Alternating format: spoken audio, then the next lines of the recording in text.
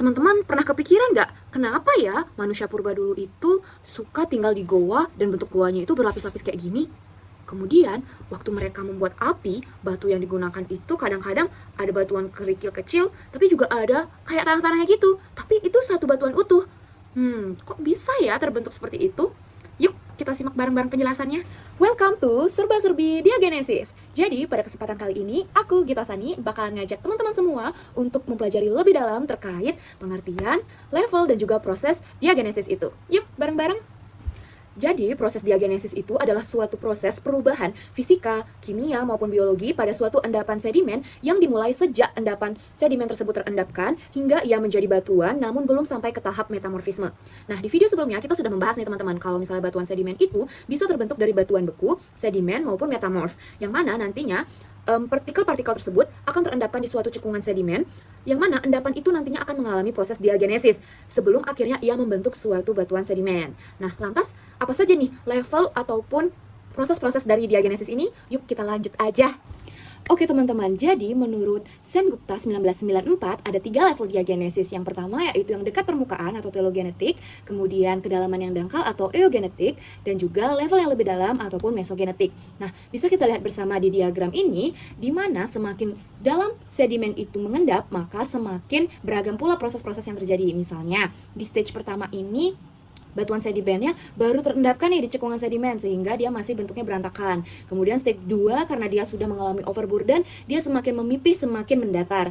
Kemudian bisa dilihat lagi di stage 4 karena dia semakin overburden, terkena sedimen-sedimen yang baru, ia kemudian bisa mengalami folding juga akibat adanya proses tektonik ataupun mungkin akibat proses fisika ataupun kimiawi. Di sini juga dijelaskan bahwa mulai adanya semen atau chemical cements yang juga masuk ke dalam rongga-rongga dari partikel sedimen tersebut. Oke teman-teman, di diagram sebelahnya kita sudah mengenal ada 3 level diagenesis. Nah, seperti yang bisa kita lihat bersama, di bagian telogenesis itu terjadi interaksi antara air meteorik yang biasanya terjadi di permukaan yang dangkal. Air meteorik itu contohnya itu seperti air hujan. Jadi, sedimen itu berinteraksi dengan air hujan setelah dia diendapkan.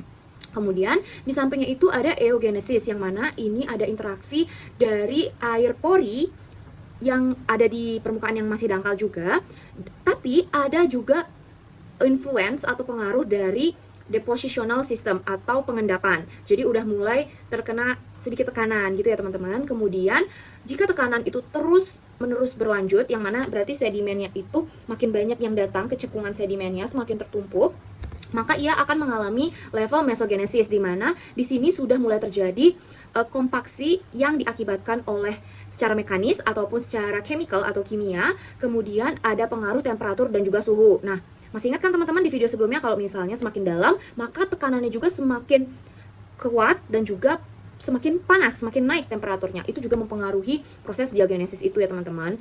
Dan dimana ketika mesogenesis ini udah mulai terbentuk adanya semen-semen yang mengisi pori-pori dari batuan sedimen. Nanti kita lihat ya di proses berikutnya. Ngomongin soal level, kita akan beranjak ke apa saja sih bagian-bagian atau proses dari diagenesis itu. Yang pertama adalah proses kompaksi, di mana proses kompaksi ini merupakan proses yang dihasilkan oleh tekanan beban statis atau overburden selama penguburan endapan, yang menjadikannya volume pada batuan sedimen itu berkurang dan meningkatnya densitas atau massa jenis batuan. Kita bayangin aja deh, ketika suatu sedimen itu masuk ke cekungan sedimen, semakin banyak sedimen yang masuk ke dalamnya, maka semakin berat kan yang di atasnya, sehingga dia akan mengalami tekanan atau overburden, sehingga dia akan makin gepeng gitu. Nah, penggepengan ini ya istilahnya akan diikuti oleh keluarnya air formasi dan pengurangan porositas batuan. Misalnya nih teman-teman bayangkan aja teman-teman punya spons yang udah berisi air. Nah, ketika teman-teman remas, maka airnya itu akan keluarkan. Nah, itu salah satu contoh ilustrasi dari kompaksi ini. Nah, perbedaan tingkat kompaksi ini sangat dipengaruhi oleh variasi kontras batuan. Misalnya, partikel-partikel batuannya itu tidak seragam, maka tingkat kompaksinya juga berbeda dengan material-material yang ukurannya seragam gitu misalnya. Di proses kompaksi ini kita bisa melihat di prosesnya di under mikroskop nih teman-teman, dimana ketika dia ada proses kompaksi kan dia ada proses tekanan, maka ia akan membentuk point kontak, long kontak, sutured maupun konkav konveks, yang mana butirannya itu akan saling bersentuhan gitu, berinteraksi satu sama lain. Nah, ini merupakan salah satu contoh realnya under mikroskop. Ada yang konkav-konves, long contact, dan lain sebagainya. Kita lanjut ke proses berikutnya, yaitu ada proses sementasi nih teman-teman.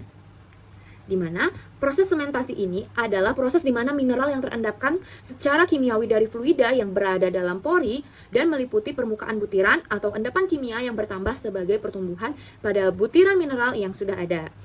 Nah, proses sementasi ini simpelnya adalah pengisian semen di rongga-rongga partikel sedimen itu, teman-teman.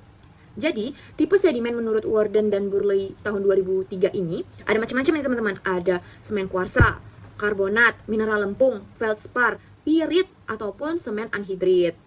Untuk memudahkan kita membayangkannya, ini udah ada ilustrasinya nih teman-teman. Jadi, ketika material sedimen itu sudah terkompaksi, maka ruangannya itu kan sudah makin mengecil. Nah, datanglah nih semen tadi masuk ke rongga-rongga batuan sedimen tersebut. Kemudian dia terendapkan dan bisa dilihat di sini, dia udah terlihat seperti garis-garis gitu nih teman-teman, yang mengisi di antara, yang menyisip ya di antara partikel-partikel sedimen itu. Ada yang berwarna warni ini, salah satunya adalah semen klorid. Nah, lanjut ke proses berikutnya, yaitu pelarutan dan pembentukan mineral autigenik. Jadi, selama proses diagenesis ini terjadi proses pelarutan juga nih teman-teman, di mana pelarutan itu menurut box 1992 yaitu pemindahan seluruh atau sebagian dari mineral yang telah ada sebelumnya melalui larutan dan meninggalkan rongga udara pada batuan. Nah, selain terjadinya pelarutan, terjadi juga pembentukan mineral autigenik nih teman-teman. Nah, mineral autigenik ini merupakan mineral yang terbentuk secara langsung di tempat ia ditemukan, atau sifatnya itu in situ, bukan seperti semen yang bawaan. Nah, tepatnya pada saat atau setelah proses sedimentasi berlangsung. Dimana contohnya itu seperti perubahan feldspar dan gelas vulkanik menjadi mineral lempung, atau dari satu jenis mineral lempung menjadi jenis mineral lempung lainnya. Kita bisa melihat di contoh berikutnya ini, di mana partikel sedimen itu kan dia mengalami proses kimiawi dan juga fisika. Nah, oleh karena itu partikelnya itu akan mengalami pelarutan sehingga ia membentuk rongga seperti yang sudah dilingkari ini ya teman-teman.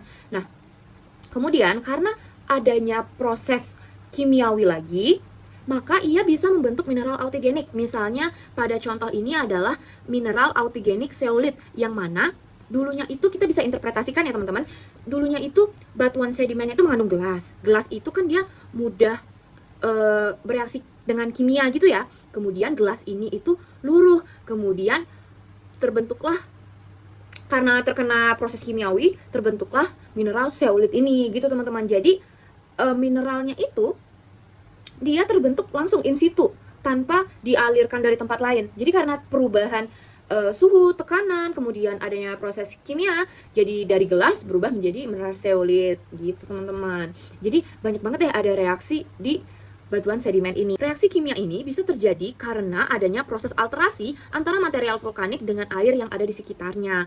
Nah, seperti yang udah aku sebutin tadi, sedimen-sedimen ini pastinya akan bereaksi dengan air yang menyebabkan dia terkena proses kimia dan mengubah material-material vulkanik menjadi mineral-mineral lainnya yang disebut dengan mineral autigenik. Oke teman-teman, jadi kesimpulannya adalah diagenesis merupakan perubahan fisika, kimia, maupun biologi pada suatu endapan sedimen, baik mulai dari dia terbentuk di cekungan sedimen hingga ia berubah menjadi batuan sedimen, tapi sebelum dia mengalami metamorfisme, yang mana levelnya itu ada 3, yang meliputi telogenesis, eugenesis, dan juga mesogenesis. Yang mana pada prosesnya itu ada 4, ada proses kompaksi, kemudian ada proses sementasi, dan juga ada peluruhan dan juga pembentukan mineral autigenik. Oke teman-teman, sekian penjelasan tentang serba-serbi diagenesis. Kalau teman-teman masih ada pertanyaan, boleh drop in komen ya. Semoga bermanfaat. See you guys!